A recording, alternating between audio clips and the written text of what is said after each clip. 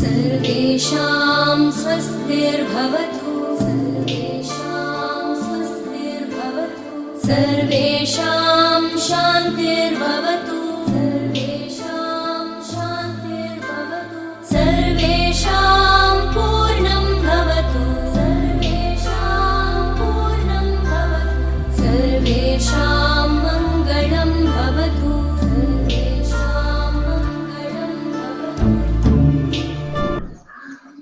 Good morning once again. Good morning, Sharanya. Good morning, Diksha. Good morning, everyone. Good morning, ma'am. Yes. So we have come to a weekend session, learning through entertainment. Today's topic is COVID-19 and vaccination. Everywhere in the news, in WhatsApp messages, or in Facebook, everywhere we watch, we see, we read the messages regarding the COVID-19. And we are so afraid about it now that whether we are going to live for the next day or next month or not, that is the fear in everybody's mind now. So for this, if we have some precautions and some knowledge about that, we can definitely overcome that if we have it, or we can face it very easily.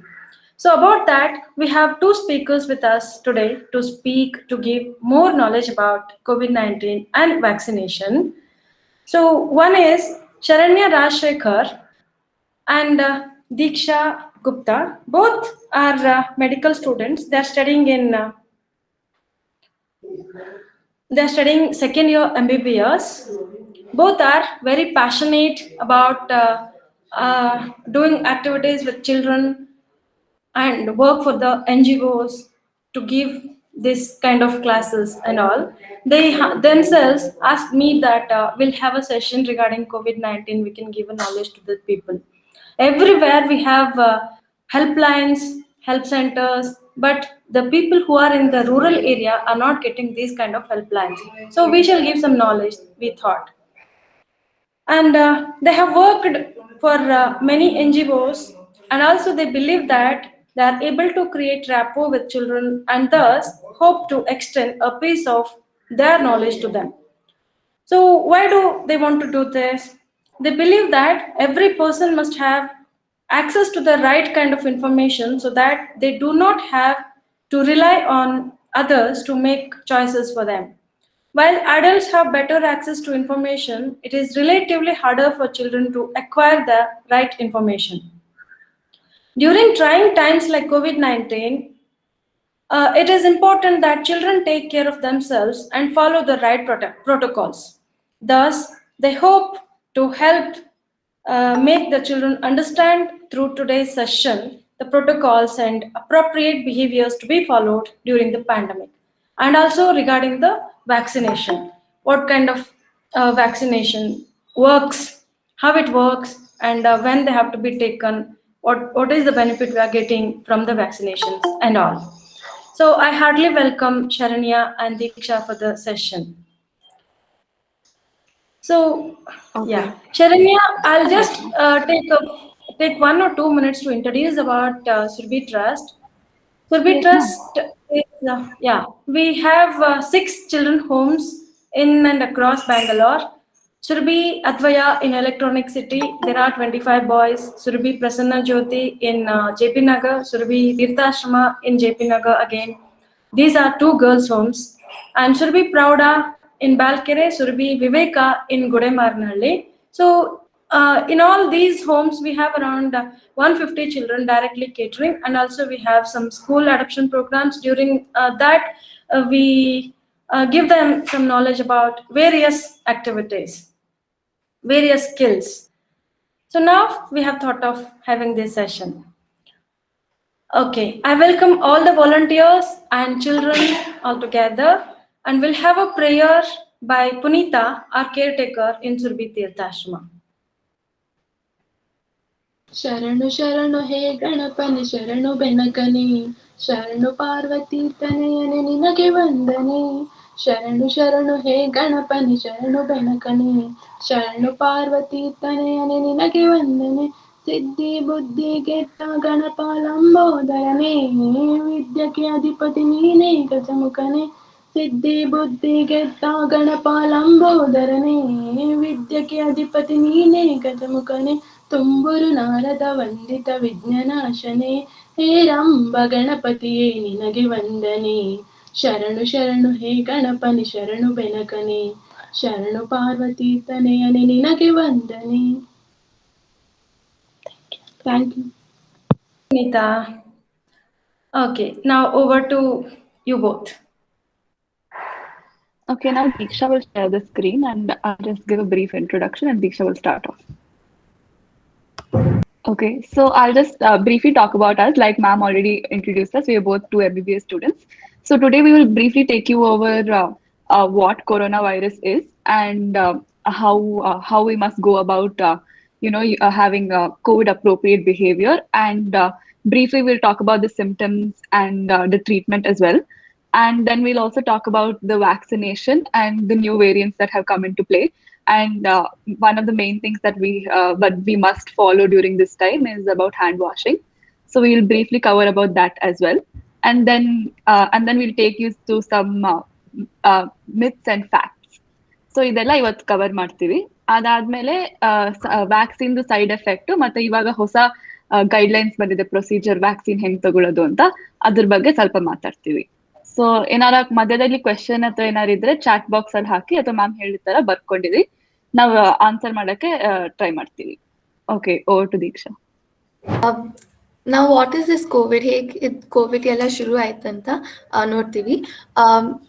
ಮುಂಚೆ ನಾವು ಇವಾಗಲೇ ಎಷ್ಟೊಂದು corona virus ಬಗ್ಗೆ ಕೇಳಿದ್ದೀವಿ, ಆದರೆ it's not new. Before also corona virus was there. ಇಲ್ಲಿ ನೋಡ್ಬೋದು 2002 ಅಲ್ಲಿ 20 ವರ್ಷ ಮುಂಚೆನೆ ಒಂದು ಸಾರ್ಸ್ ಅಂತ ಡಿಸೀಸ್ ಇತ್ತು. ಮತ್ತೆ 2012 ಅಲ್ಲಿ ಮರ್ಸಾ ಅಂತ ಇನ್ನೊಂದು ಡಿಸೀಸ್ ಇತ್ತು.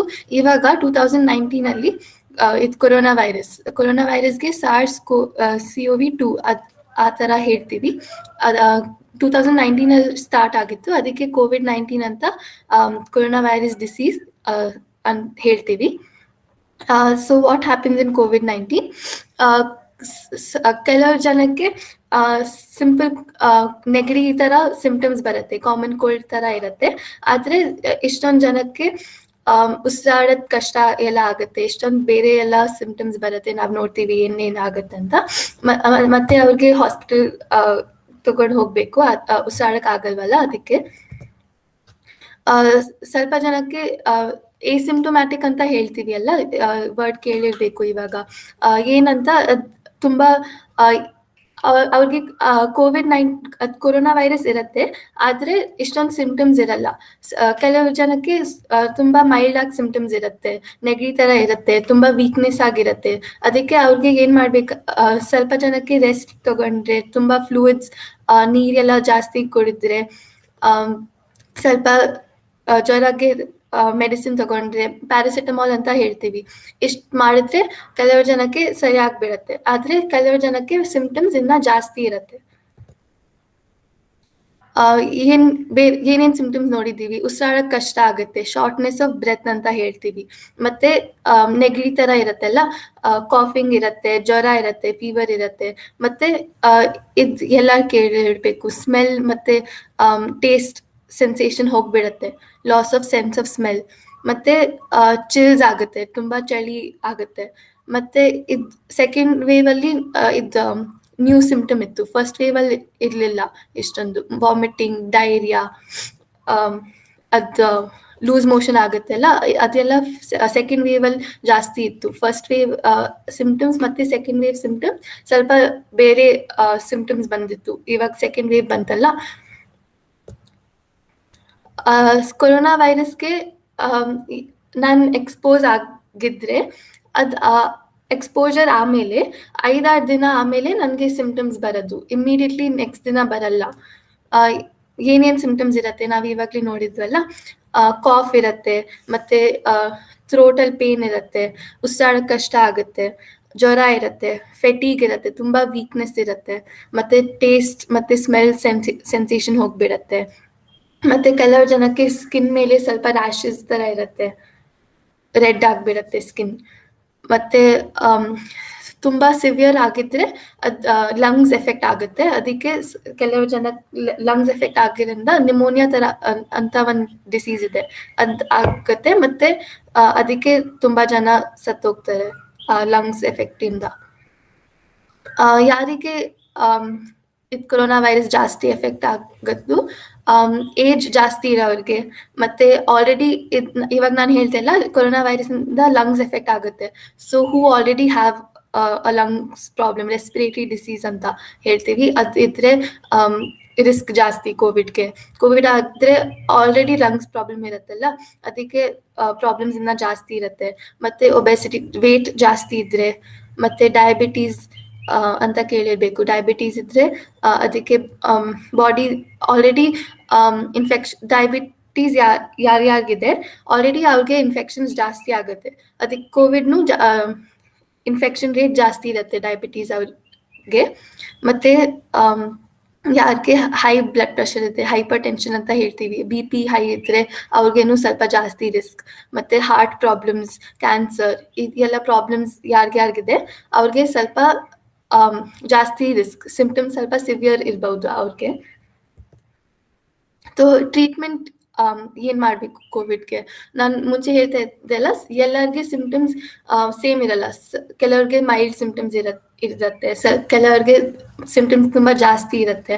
ಸೊ ಸಿಂಪ್ಟಮ್ಸ್ ಮೈಲ್ಡ್ ಇದ್ರೆ ಅವ್ರ ಮನೆಯಲ್ಲಿ ರೆಸ್ಟ್ ತಗೊಳ್ಬಹುದು. ಐಸೋಲೇಷನ್ ಅಂತ ಹೇಳ್ತೀವಲ್ಲ, ಬೇರೆಯವರಿಂದ ಸ್ವಲ್ಪ ಸೆಪ್ರೇಟ್ ಇರಬೇಕು. ಆದ್ರೆ ಅವ್ರಿಗೇನು ಇನ್ಫೆಕ್ಷನ್ ಆಗ್ಬೋದಲ್ಲ, ಅದಕ್ಕೆ ಸ್ವಲ್ಪ ಸೆಪ್ರೇಟ್ ಇರಬೇಕು, ರೆಸ್ಟ್ ತಗೊಳ್ಬೇಕು. ಸಿಂಪಲ್ ಮೆಡಿಸಿನ್ಸ್, ಪ್ಯಾರಾಸಿಟಮಾಲ್, ಜ್ವರಗೆ ತಗೊಳ್ತೀವಲ್ಲ, ಡೋಲೋ, ಕ್ರೋಸಿನ್ ಎಲ್ಲ ಕೇಳಿರ್ಬೇಕು. ಆ ತರ ಡಾಕ್ಟರ್ ಮೆಡಿಸಿನ್ ಕೊಡ್ತಾರೆ. ಅದರಿಂದಾನೇ ಮೈಲ್ಡ್ ಸಿಂಪ್ಟಮ್ಸ್ ಇದ್ರೆ ಕೋವಿಡ್ ಸರಿಯಾಗಿರುತ್ತೆ. ಸ್ವಲ್ಪ ಸಿವಿಯರ್ ಸಿಂಪ್ಟಮ್ಸ್ ಇದ್ರೆ ಹಾಸ್ಪಿಟಲ್ ಅಲ್ಲಿ ಹೋಗ್ಬೇಕು. ಅಲ್ಲಿ ಉಸಿರಾಡ ಕಷ್ಟ ಆಗುತ್ತಲ್ಲ, ಅದಕ್ಕೆ ಹಾಸ್ಪಿಟಲ್ ಅಲ್ಲಿ ಆಕ್ಸಿಜನ್ ಕೊಡ್ತಾರೆ, ಮಷೀನ್ ಇಂದ ಆಕ್ಸಿಜನ್ ಕೊಡ್ತಾರೆ, ಅದಕ್ಕೆ ಉಸಿರಾಡೋದು ಈಸಿ ಆಗ್ಬಿಡತ್ತೆ.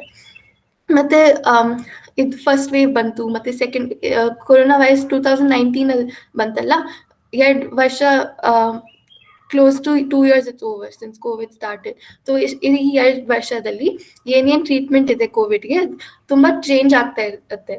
ಏನೇನ್ ಸಿಂಪ್ಟಮ್ಸ್ ಬರ್ತಾ ಇದೆ ಜನಕ್ಕೆ, ಅವ್ರು ಹೇಗೆ ಮೆಡಿಸಿನ್ಗೆ ರಿಯಾಕ್ಟ್ ಆಗ್ತಾ ಇದ್ದಾರೆ, ಅದೆಲ್ಲ ನೋಡಿ ಡಾಕ್ಟರ್ಸ್ ನ್ಯೂ ಗೈಡ್ಲೈನ್ಸ್ ತಗೊಂಡ್ ಬರ್ತಾರೆ. ಕಿ ಒಂದ್ ಮೆಡಿಸಿನ್ ತುಂಬಾ ಚೆನ್ನಾಗಿ ಎಫೆಕ್ಟ್ ಆಗಿಲ್ಲ ಅಂದ್ರೆ ಈ ಮೆಡಿಸಿನ್ ತಗೊಳ್ಳಿ, ಅದಕ್ಕೆ guidelines will be changing constantly. ಇವಾಗ ಏನ್ ಮೆಡಿಸಿನ್ ಯೂಸ್ ಆಗುತ್ತೆ, ರೆಮ್ಡೆಸಿವಿರ್ ಅಂತ ಅದಿದೆ. ಕೊರೋನಾ ವೈರಸ್ ಇದೆ ಅಲ್ಲ, ರೆಮ್ಡೆಸಿವಿರ್ ಆಂಟಿ ವೈರಲ್ ಡ್ರಗ್. ಅದಕ್ಕೆ ಆ ವೈರಸ್ನ ನಮ್ಮ ಬಾಡಿಯಲ್ಲಿ ಮಲ್ಟಿಪ್ಲೈ ಆಗೋದು ಅದು ಸ್ಟಾಪ್ ಮಾಡುತ್ತೆ. ಮತ್ತೆ ಡೆಕ್ಸಾಮೆಥಸೋನ್, ಇದು ಒಂದು ಸ್ಟೆರಾಯ್ಡ್ ಅಂತ ಹೇಳ್ತೀವಿ. ಇದು ನಮ್ಮ ಬಾಡಿ ಇಮ್ಯೂನ್ ಸಿಸ್ಟಮ್ನ ಹೆಲ್ಪ್ ಮಾಡುತ್ತೆ ವೈರಸ್ನ ಫೈಟ್ ಮಾಡೋಕ್ಕೆ. ನಮ್ಮ ಬಾಡಿ ಇಮ್ಯೂನ್ ಸಿಸ್ಟಮ್ನೇ ಕೆಲವು ಸತಿ ಇನ್ಫೆಕ್ಷನ್ಸ್ನ ಫೈಟ್ ಮಾಡುತ್ತಲ್ಲ, ಅದಕ್ಕೆ dexamethasone helps our bodies immune system to fight against corona virus. ಆದರೆ ಮೈಲ್ಡ್ ಸಿಂಪ್ಟಮ್ಸ್ ಇರೋ ಜನಕ್ಕೆ ಈ ಮೆಡಿಸಿನ್ಸ್ ಕೊಡಲ್ಲ.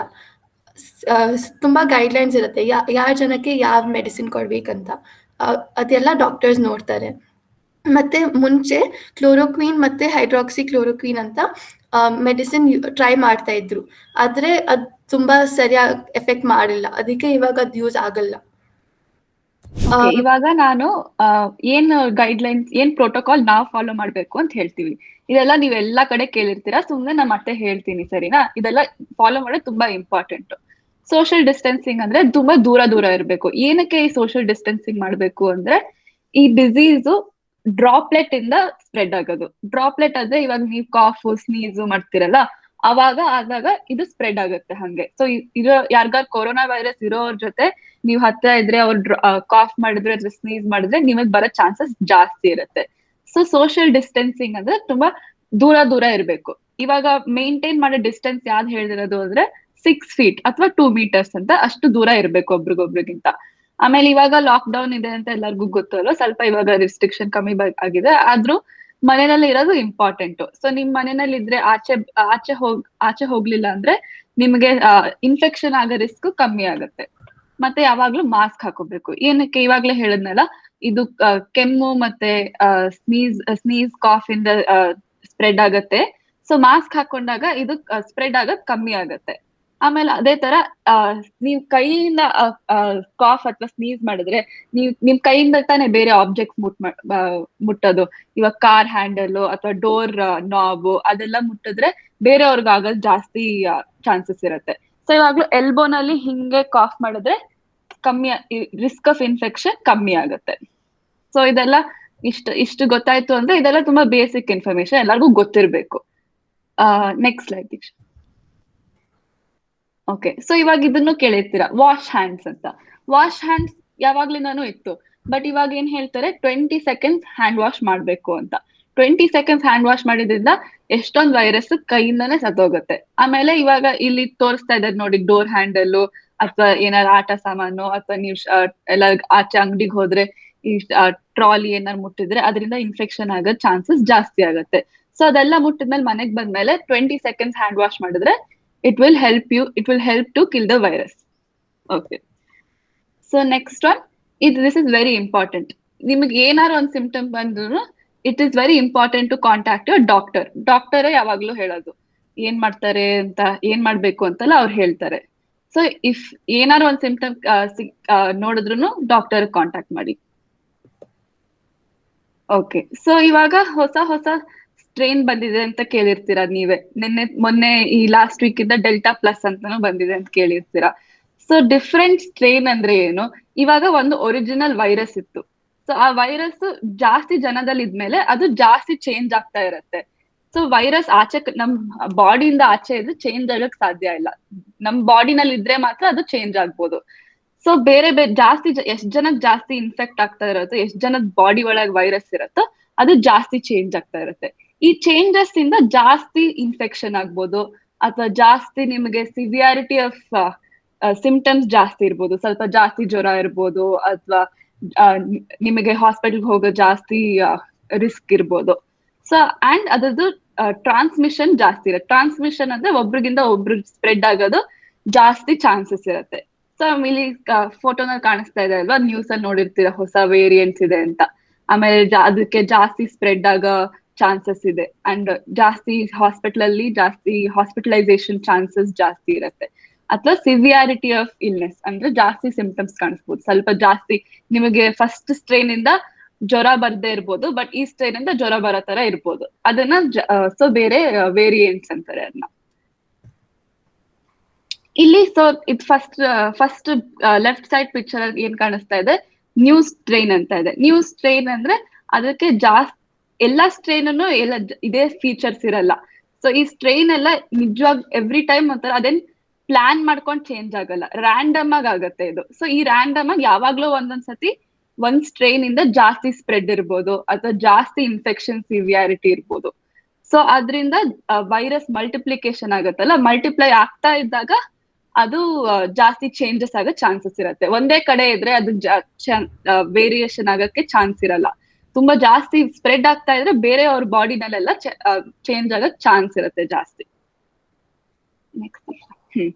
ಸೊ ಫಸ್ಟ್ ಇವಾಗ ನೀವು ಇದು ಕೇಳಿರ್ಬೋದು, alpha variant, beta variant, gamma variant, delta variant ಅಂತ. ಸೊ ಈ ಆಲ್ಫಾ ವೇರಿಯಂಟ್ ಫಸ್ಟ್ UK ನಲ್ಲಿ ಸಿಕ್ಕಿತ್ತು. ಈ UK ನಲ್ಲಿ ಸಿಕ್ಕಿದ್ಮೇಲೆ ಎಲ್ಲರೂ ಅನ್ಕೊಂಡ್ರು ಏನಿದು ಹೊಸ ತರ ಇದೆ ಅಂತ. ಅವಾಗ ಆಲ್ರೆಡಿ UK ಲಾಕ್ ಡೌನ್ ಅಲ್ಲಿ ಇತ್ತು. ಬಟ್ ಅದಾದ್ಮೇಲೆ ಜಾಸ್ತಿ ಸ್ಪ್ರೆಡ್ ಆಗಕ್ ಶುರು ಆದಾಗ ಈ ಸ್ಟ್ರೈನ್ 90% ಆಫ್ ದ ವರ್ಲ್ಡ್ ನ ಅಫೆಕ್ಟ್ ಮಾಡಕ್ ಶುರು ಆಯ್ತು. ಸೊ ಇವಾಗ ಈ ಡೆಲ್ಟಾ ಅಂತ ಕೇಳ್ತಾ ಇದೀರಲ್ವಾ, ಡೆಲ್ಟಾ ನಮ್ ಕಂಟ್ರಿನಲ್ಲಿ ಇಂಡಿಯಾನಲ್ಲಿ ಸೆಕೆಂಡ್ ವೇವ್ ಗೆ ರೆಸ್ಪಾನ್ಸಿಬಲ್, ಬಿಕಾಸ್ ಡೆಲ್ಟಾ ನಲ್ಲಿ ಜಾಸ್ತಿ ವೇರಿಯೇಷನ್ ಇತ್ತು. ಸೊ ಇದ್ರಲ್ಲಿ ಮ್ಯೂಟೇಶನ್ ಅಂದ್ರೆ ಏನು? ಮ್ಯೂಟೇಶನ್ ಅಂದ್ರೆ ಚೇಂಜ್. ವೈರಸ್ ಅಲ್ಲಿ ಮ್ಯೂಟೇಶನ್ ಆದ್ರೆ ಅದು ಜಾಸ್ತಿ ಚೇಂಜ್ ಇರುತ್ತೆ ಅಂತ ಅರ್ಥ. ಸೊ ಎಲ್ಲಾ ಚೇಂಜ್ ಇಂದಾನು ಹೇಳಿದ್ನಲ್ಲ, ಎಲ್ಲಾ ಚೇಂಜ್ ಇಂದಾನು ಎಲ್ಲಾ ಇನ್ಫೆಕ್ಷನ್ ರಿಸ್ಕ್ ಏನ್ ಜಾಸ್ತಿ ಆಗಲ್ಲ. ಬಟ್ ಈ ಡೆಲ್ಟಾ ಅಂತ ಒಂದ್ ಹೊಸ ಸ್ಟ್ರೈನ್ ಅಲ್ಲಿ ಅದರಲ್ಲಿ ಜಾಸ್ತಿ ಆ ಚೇಂಜಸ್ ಇಂದ ಜಾಸ್ತಿ ಇನ್ಫೆಕ್ಷನ್, ಈಸಿಲಿ ಒಬ್ರಿಗಿಂದ ಒಬ್ರು ಹೋಗೋದು ಎಲ್ಲ ಆಗಿತ್ತು. ಸೊ ಡೆಲ್ಟಾ, ಈ ವೇರಿಯಂಟ್ ಡೆಲ್ಟಾ ಇಂದ ನಮ್ ಸೆಕೆಂಡ್ ವೇವ್ ಶುರು ಆಗಿತ್ತು.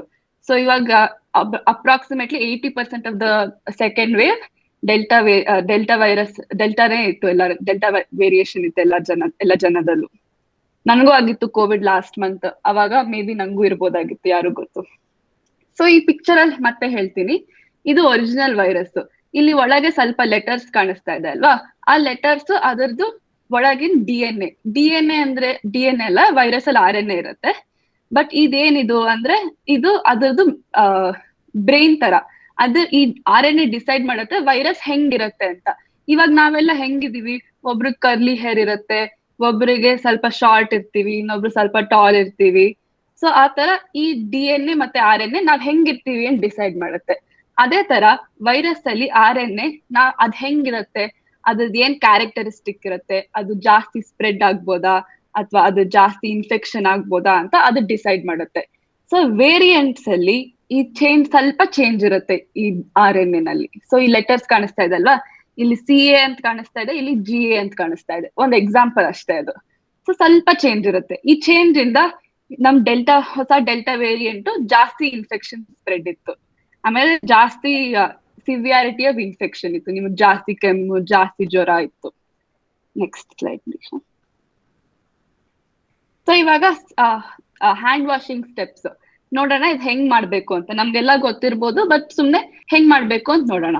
ನಾನು ಮಾಡ್ತೀನಿ, ದೀಕ್ಷಾಕನು ಮಾಡ್ತಾರೆ, ನಿಮ್ಗೆ ಇದ್ರೆ ನೀವು ಮಾಡಿ. So first step, rub your palms together. Deeksha, rub your palms together. Yeah.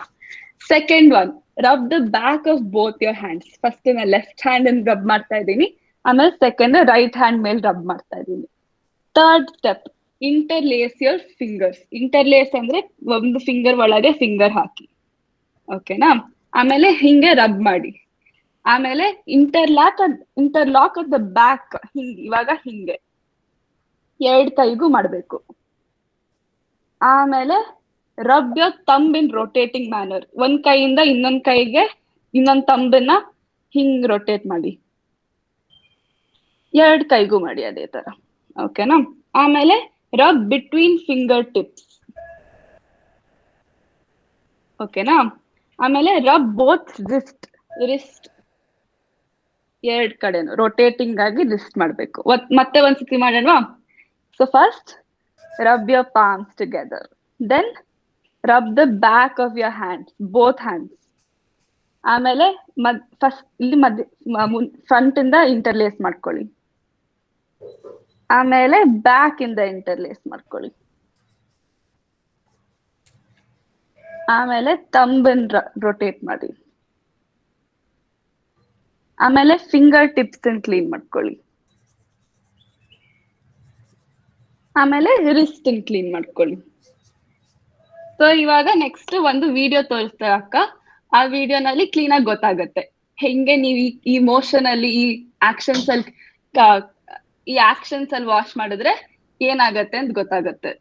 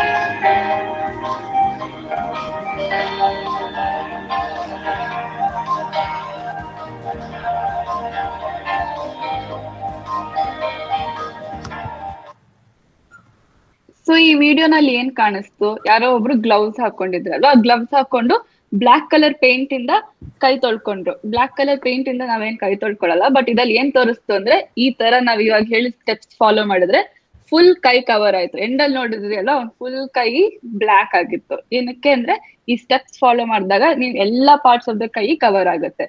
So ಆ ಎಲ್ಲಾ ಪಾರ್ಟ್ಸ್ ಅಲ್ಲೂ ಸೋಪ್ ಹಾಕೊಂಡು 20 ಸೆಕೆಂಡ್ಸ್ ವಾಶ್ ಮಾಡಿದ್ರೆ ಹ್ಯಾಂಡ್ಸ್ ಕ್ಲೀನ್ ಆಗಿರುತ್ತೆ. ಅವಾಗ ನಿಮ್ ಚಾನ್ಸ್ ಆಫ್ ಗೆಟಿಂಗ್ ಕೋವಿಡ್ ಕಮ್ಮಿ ಆಗುತ್ತೆ. ಓಕೆ, ನೆಕ್ಸ್ಟ್ ಇವಾಗ ಸ್ವಲ್ಪ ಸುಮ್ನೆ ಕ್ವೆಶನ್ಸ್ ಕೇಳ್ತೀವಿ, ಇವಾಗ ಏನೇನ್ ಮಾಡಿದ್ವಿ ಅದ್ರ ಬಗ್ಗೆ. So first question, how does corona virus transmit? Option 1, droplet spread, ಅಂದ್ರೆ when the person sneezes or coughs. Second, constant touching of face, eyes, mouth or in public place. ಮುಖ ಎಲ್ಲ ಯಾವಾಗ್ಲೂ ಮುಟ್ಕೋತಾ ಇದ್ರೆ ಬರತ್ತಾ? Close contact with COVID-19 infection person, ಇದ್ರಿಂದಾನೂ ಬರ್ಬೋದಾ? ಯಾರು ಕೋವಿಡ್ ಇರೋರ್ ಜೊತೆ ಹತ್ರ ಇದ್ರೆ ಬರ್ಬೋದಾ? ಅಥವಾ last option, all of the above, ಇದು ಎಲ್ಲದ್ರಿಂದಾನು ಬರತ್ತಾ ಅಥವಾ ಯಾವ್ದೋ ಒಂದಿಂದ ಬರತ್ತಾ? ಸೊ ಯಾರು ಆನ್ಸರ್ ಹೇಳ್ತೀರಾ ಅಂದ್ರೆ ಹೇಳಿ, ಇಲ್ಲ ಅಂದ್ರೆ ನಾನು ದೀಕ್ಷಾ ಅಕ್ಕನ ಹೇಳ್ತೀವಿ. All of the above. Very good. Okay, second one, ಇವಾಗ ಎಷ್ಟು ಸ್ಟೆಪ್ ನೋಡಿದ್ವಿ ಹ್ಯಾಂಡ್ ವಾಶ್ ಅಲ್ಲಿ? 5, 6, 7 ಅಥವಾ 3? ಅಕ್ಕ 8 ಸ್ಟೆಪ್ಸ್ ಇದೆ ಅಕ್ಕ. ಆಪ್ಷನ್ ನೋಡು, 5, 6, 7, 3 ನಲ್ಲಿ ಅಕ್ಕ 7. ಹಾ, 7. Very good. Next, recommended duration of hand wash, ಎಷ್ಟು ಸೆಕೆಂಡ್ ಹ್ಯಾಂಡ್ ವಾಶ್ ಮಾಡಿದ್ರೆ ಒಳ್ಳೇದು? ಅಕ್ಕ 20 to 30 seconds. Very good. Okay, so ಎಲ್ಲರಿಗೂ ಅರ್ಥ ಆಗಿದೆ ಹ್ಯಾಂಡ್ ವಾಶ್ ಹೆಂಗ್ ಮಾಡ್ಬೇಕು, ಎಷ್ಟೊತ್ ಮಾಡ್ಬೇಕು ಅಂತ. ಇವಾಗ ಒಂದು ಫನ್ ಕ್ರಾಸ್ ವರ್ಡ್ ತರ ಇದೆ, ನಿಮಗ್ ಕಾಣಿಸಿದ್ರೆ ಎಷ್ಟ್ ವರ್ಡ್ಸ್ ಕಾಣಿಸತ್ತೋ ಅದನ್ನ ಹೇಳಿ, ಕೊರೋನಾ ವೈರಸ್ ಬಗ್ಗೆ ರಿಲೇಟೆಡ್. ಅದು ಯಾವ್ದಾರು ವರ್ಡ್ ಕಾಣಿಸಿದ್ರೆ ಹೇಳಿ. ನಾ ಯಾವ ವರ್ಡ್ ಇದೆ ಅಂತ ಹೇಳ್ತೀನಿ, ನೀವ್ ಕಾಣಿಸಿದ್ರೆ ಹೇಳಿ. ಒಂದ್ ಕಡೆ ಮಾಸ್ಕ್ ಅಂತ ಇದೆ ಅಕ್ಕ, ಲಾಸ್ಟ್ ಲೈನ್ ಇಂದ ಕೆಳಗಡೆದು corona virus. Second. Yes correct. ಹಾ ಗೊತ್ತಾಯ್ತು. ಮಾಸ್ಕ್ ಇದೆಯಾ ಎಲ್ಲಾರು?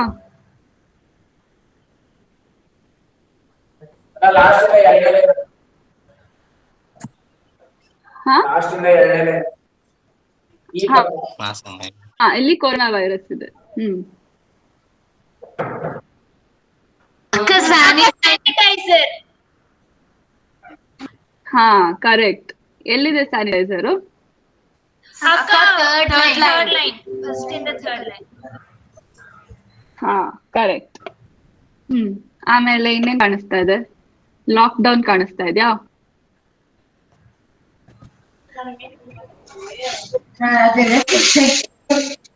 ಅಕ್ಕ ಇಲ್ಲಿದೆ. ಇಲ್ಲಿದೆ ಅಕ್ಕ, ಇಲ್ಲಿದೆ. Lockdown cross third line. Slide. ಹಾ ಕರೆಕ್ಟ್.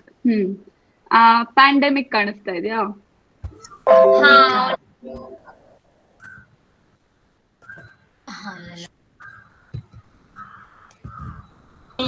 ಅಕ್ಕ ಸಿಕ್ತು. ಅಕ್ಕ ಲಾಸ್ಟ್ ಲೈನ್.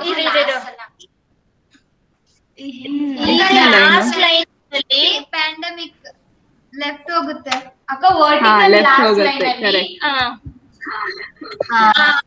ನನ್ ಫಸ್ಟ್ ಅದು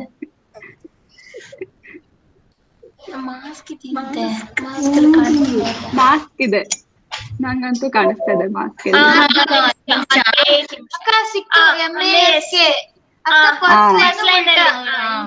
ವೆರಿ ಗುಡ್. ಆಮೇಲೆ ಇನ್ನೊಂದಿದೆ, ಕ್ವಾರಂಟೈನ್ ಇದೆ.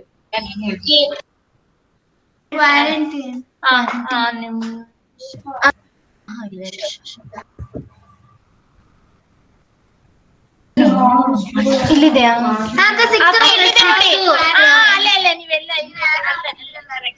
ಹಾ, ಫಸ್ಟ್ ಲೈನ್ ಇಂದ ಫಿಫ್ತ್ ವರ್ಡ್ ಅಕ್ಕ. ಹಾ ವೆರಿ ಗುಡ್. ನಾವ್ ಹೇಳಾಯ್ತು. ಓಕೆ, ಇವಾಗ ದೀಕ್ಷಾ ಅಕ್ಕ ಸ್ವಲ್ಪ ವ್ಯಾಕ್ಸಿನ್ ಬಗ್ಗೆ ಹೇಳ್ತಾರೆ. ಇದೆಲ್ಲ ಆನ್ಸರ್ಸ್ ನೋಡಿದ್ದೀರಲ್ಲ, ಎಲ್ಲ ವರ್ಡ್ ಸಿಕ್ತು ನಿಮ್ಗೆ. ಇವಾಗ ಕೋವಿಡ್ ವ್ಯಾಕ್ಸಿನ್ ಗೆ ಸ್ವಲ್ಪ ಹೇಳ್ತೀವಿ ಏನಿದೆ ಅಂತ. ಆದ್ರೆ ಇದು 18 ವರ್ಷ ಆದ್ಮೇಲೆನೆ ಸಿಗೋದು. ಆದ್ರೆ ಎಲ್ಲರಿಗೆ ಸ್ವಲ್ಪ ಗೊತ್ತಿರ್ಬೇಕು ಏನಿದೆ ಅಂತ, ಯಾವ್ಯಾವ ವ್ಯಾಕ್ಸಿನ್ಸ್ ಇಂಡಿಯಾ ಸಿಗ್ತಾ ಇದೆ ಅದ್ ಗೊತ್ತಿರ್ಬೇಕು. ಫಸ್ಟ್ ವ್ಯಾಕ್ಸಿನ್ ಏನಂತ ಯಾರಾದ್ರೂ ಹೇಳ್ತೀರಾ? ವ್ಯಾಕ್ಸಿನ್ ಏನ್ ಅರ್ಥ, ಯಾಕೆ ಕೊಡ್ತಾರೆ ವ್ಯಾಕ್ಸಿನ್? ಇಮ್ಯುನಿಟಿ ಪವರ್ ಇನ್ಕ್ರೀಸ್ ಮಾಡಕ್ಕೆ. ಕರೆಕ್ಟ್. ಅಕ್ಕ ವೈರಸ್ ನ ನಮ್ ಬಾಡಿ ಪ್ರಿಪೇರ್ ಮಾಡುತ್ತೆ ಡಿಫೀಟ್ ಮಾಡಕ್ಕೆ, ಅದ್ ಮಾಡಷ್ಟು ಎಫೆಕ್ಟ್ ಆಗಲ್ಲ ಹಾ, ವೈರಸ್. ನಮ್ ಬಾಡಿ ಸ್ವಲ್ಪ ಹೊತ್ತು ಫೈಟ್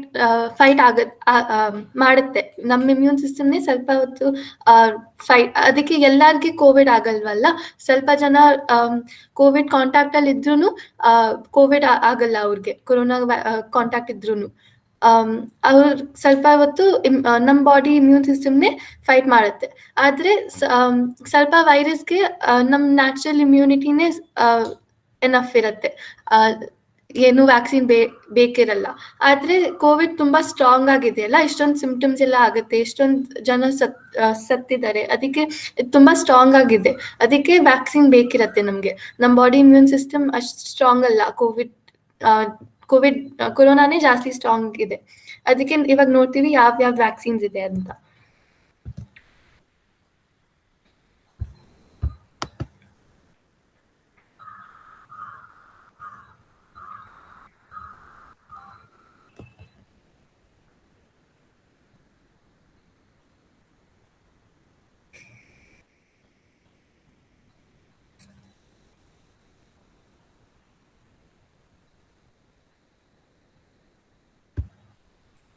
ಇವತ್ತಿಲ್ಲಿ ನೋಡಿದ್ರಲ್ಲ ನೀವು, ಫಸ್ಟ್ ನಮ್ ಬಾಡಿ ಇಮ್ಯೂನ್ ಸಿಸ್ಟಮ್ನೇ ಕೊರೋನಾಗೆ ಫೈಟ್ ಮಾಡಕ್ ಟ್ರೈ ಮಾಡುತ್ತೆ.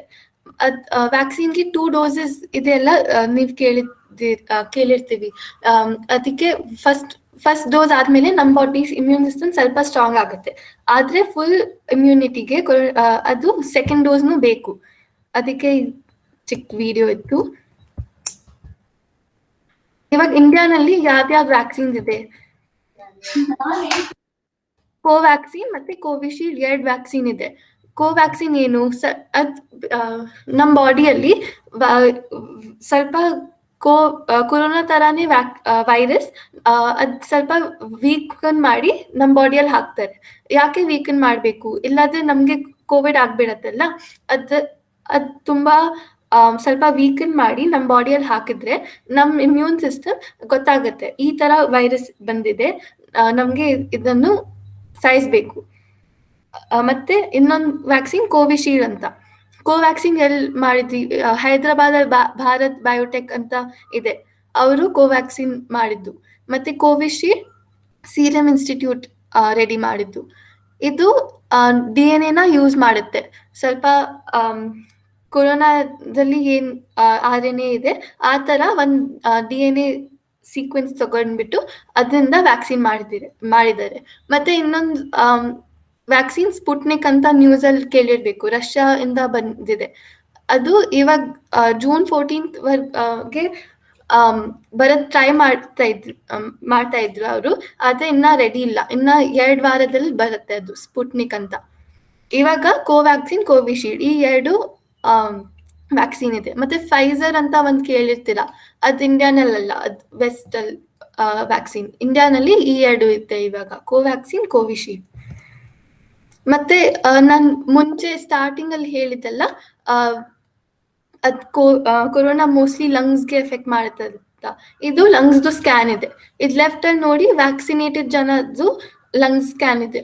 ರೈಟ್ ಅಲ್ಲಿ ನಾನ್ ವ್ಯಾಕ್ಸಿನೇಟೆಡ್ ಕೋವಿಡ್ ಆಗಿರೋದ್ ಪೇಷಂಟು ಅದು ಸ್ಕ್ಯಾನ್ ತೋರಿಸಿದ್ದಾರೆ. ಕೋವಿಡ್ ವ್ಯಾಕ್ಸಿನ್ ಯಾಕೆ ಇಂಪಾರ್ಟೆಂಟ್ ಇದೆ? ಸೊ ಫಸ್ಟ್ ನೀವೆಲ್ಲ ಹೇಳಿದಲ್ಲ, ವ್ಯಾಕ್ಸಿನ್ ಏನ್ ಮಾಡುತ್ತೆ, ನಮ್ಮ ಇಮ್ಯೂನ್ ಸಿಸ್ಟಮ್ ನ ಸ್ಟ್ರಾಂಗ್ ಮಾಡುತ್ತೆ, so that it will kill the corona virus. ಮತ್ತೆ ಸ್ವಲ್ಪ ಜನಕ್ಕೆ ವ್ಯಾಕ್ಸಿನ್ ಸಿಕ್ಕ ಮೇಲೇನು ಕೊರೋನಾ ಆಗುತ್ತೆ, ನೀವ್ ಕೇಳಿರ್ತೀರಾ. ಮತ್ತೆ ನೀವ್ ಯೋಚನೆ ಮಾಡ್ಬೋದು ಯಾಕೆ ವ್ಯಾಕ್ಸಿನ್ ತಗೊಳ್ಬೇಕು, ತಗೊಂಡ್ಮೇಲೇನು ಕೊರೋನಾ ಆಗಿದ್ರೆ ವಾಟ್ ಇಸ್ ದ ಪಾಯಿಂಟ್ ಅಂತ. ಆದ್ರೆ ವ್ಯಾಕ್ಸಿನ್ ತಗೊಂಡ್ಮೇಲೆ ಸಿಂಪ್ಟಮ್ಸ್ ತುಂಬಾ ಸೀರಿಯಸ್ ಆಗಿರಲ್ಲ. ಕೋವಿಡ್ ಆದ್ರೇನು ತುಂಬಾ ಮೈಲ್ಡ್ ಆಗಿ ಸಿಂಪ್ಟಮ್ಸ್ ಇರುತ್ತೆ. ಸ್ವಲ್ಪ ನೆಗಡಿ ಇರ್ಬಹುದು, ಸ್ಟಾರ್ಟ್ ಸ್ವಲ್ಪನೇ ಕಷ್ಟ ಆಗುತ್ತೆ, ಹಾಸ್ಪಿಟಲ್ ಹೋಗಕ್ಕೆ ಇಷ್ಟ ನೆಸೆಸಿಟಿ ಇರಲ್ಲ, ಮನೆಯಲ್ಲೇ ಸ್ವಲ್ಪ ಮೈಲ್ಡ್ ಆಗಿ ಸಿಂಪ್ಟಮ್ಸ್ ಇರತ್ತೆ. ಮತ್ತೆ ನಮ್ ಎಲ್ಲ ಜನ ವ್ಯಾಕ್ಸಿನ್ ತಗೊಂಡ್ರೆ ಕೋವಿಡ್ ಟ್ರಾನ್ಸ್ಮಿಷನ್ ಸ್ಪ್ರೆಡ್ ಕಮ್ಮಿ ಆಗುತ್ತೆ. ಅದಕ್ಕೆ ನಾವ್ ವ್ಯಾಕ್ಸಿನ್ ತಗೊಂಡ್ರೆ ಬೇರೆ ಅವ್ರಿಗೇನು ಹೆಲ್ಪ್ ಆಗುತ್ತೆ. ಮತ್ತೆ finally we have to stop the pandemic ಅಲ್ಲ. 2019 ಅಲ್ಲಿ ಶುರು ಆಗಿ ಇವಾಗ 2021 ಆಗಿದೆ, ಇನ್ನ ನಡೀತಾನೆ ಇದೆ. ಇಷ್ಟೊಂದು ಯೋಚನೆ ಮಾಡ್ತಿರಲ್ಲ ಯಾವಾಗ ಇದು ಕೋವಿಡ್ ಮುಗಿಯತ್ತೆ ಅಂತ. ಅದಕ್ಕೆ ನಾವೆಲ್ಲ ನಮ್ ಪಾರ್ಟ್ ಮಾಡಿ ಹೂಎವರ್ ಇಸ್ ಎಲಿಜಿಬಲ್ 18+ ಇದ್ರೆ ನಮ್ಗೆಲ್ಲ ಹೋಗಿ ವ್ಯಾಕ್ಸಿನ್ ತಗೊಂಡ್ ಬರ್ಬೇಕು. ಇಲ್ಲಿ ನೋಡಿ ಏನ್ ಹೇಳ್ತಾ ಇದ್ದಾನೆ. Me after taking the vaccine I save the life my own.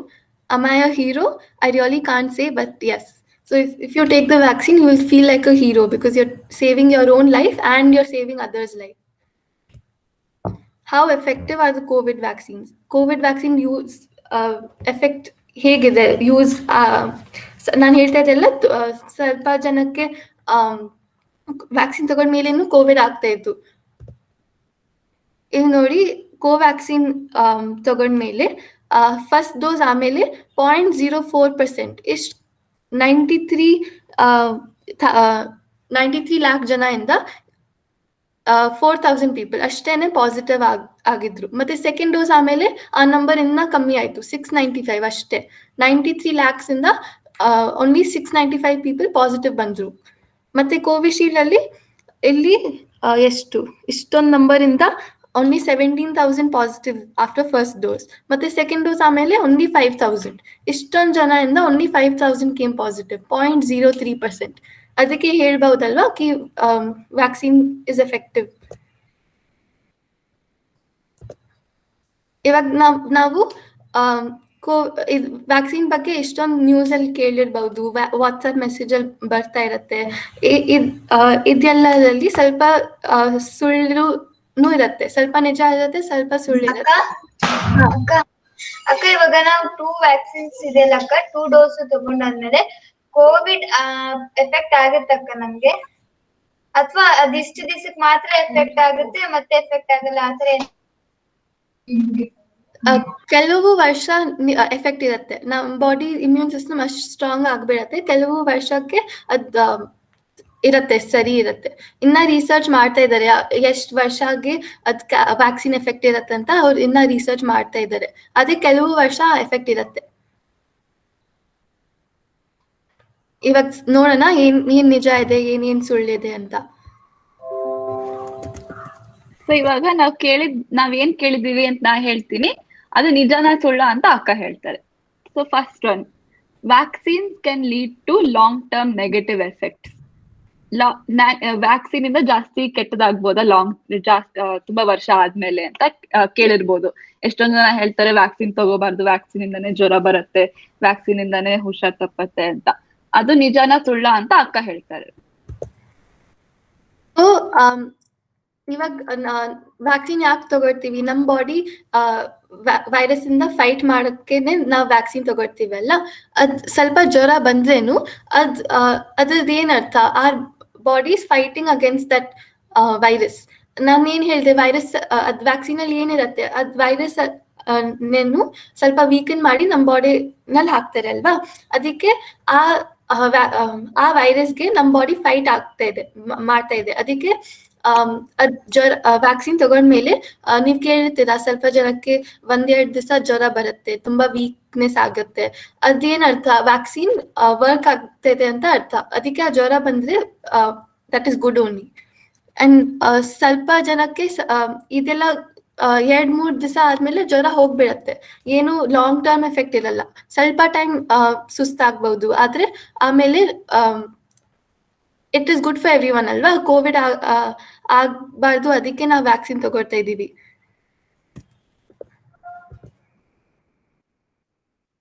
ಇವಾಗ ಏನು HIV infected are people with ಈ suppressed immune system should not get vaccinated. Suppressed immune system ಅಂದ್ರೆ ಏನು? ಆಲ್ರೆಡಿ ಸ್ವಲ್ಪ ವೀಕ್ ಆಗಿರ್ತಾರೆ, ಬೇರೆ ಏನೋ ಡಿಸೀಸ್ ಇರುತ್ತೆ ಅವ್ರಿಗೆ. ಆ ತರ ಆಲ್ರೆಡಿ ಡಿಸೀಸ್ ಇರೋ ಜನಗಳು ವ್ಯಾಕ್ಸಿನ್ ತಗೋಬಾರ್ದು ಅಂತ ಎಷ್ಟೊಂದ್ ಕಡೆ ಕೇಳಿರ್ಬೋದು ನೀವು. ಎಲ್ಲಾರ ನ್ಯೂಸ್ ಅಲ್ಲೋ ಅಥವಾ ಯಾರೋ ವಾಟ್ಸ್ಆಪ್ ಮೆಸೇಜ್